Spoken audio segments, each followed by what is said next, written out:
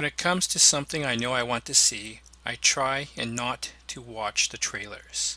But unless you can predict the future, you end up coming across an ad or reading something about the thing you don't want to know about and then have to turn away. After all, how else did you come aware of it? After finding out that the new Star Trek was being delayed, I then heard rumors that the captain and first officer were both going to be female. Star Trek has always been on the leading edge of society, like having an Asian, Russian, and not only a woman, but a black woman on the show, and having the first interracial kiss on TV.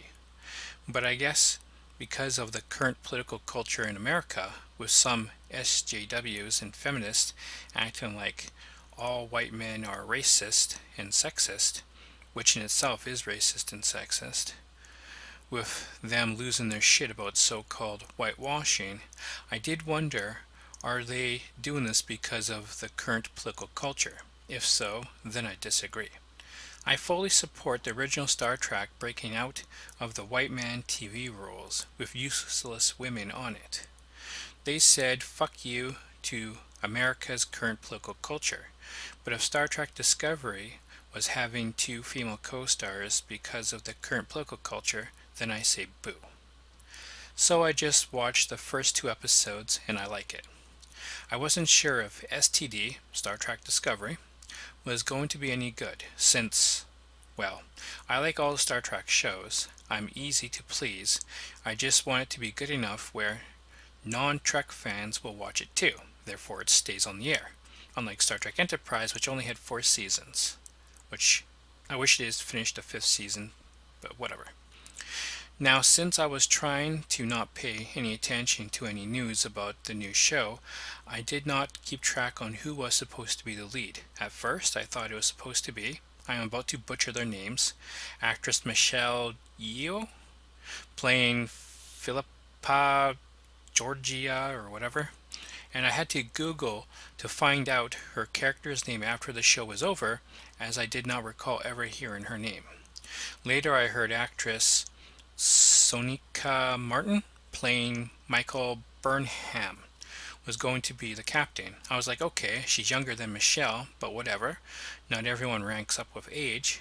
Some just stay where they are. It's just that it's TV, so I figured the older one would be the captain. So the show starts and I find out that Michelle is the captain. So I was like, okay then, I guess Michelle is going to die then. And Michael is her first officer's name. I was like, so after the show I found out it's Michael Burnham when I googled it. But I was like, okay, Michael, really? A guy's name? Throughout the show, every time they said Michael, I couldn't help and wonder why. Did the Vulcans name her that? But after they showed Surik calling Michael, trying to wake her up, I guess not. Is this a SJW thing? More and more, men's names are being used for women. Sometimes they even spell it differently. Now even boys who are named Chris may spell it differently. Sure. Why is the color pink for girls, blue for boys? Who says? Society does. Doesn't mean society is right or wrong. But is Tiffany really a man's name? Or how about Buffy? If they did a remake of DS9 and Benjamin Sisko was being played by a white man, it's racism. But if Captain Kirk was to be played by a black man, how progressive.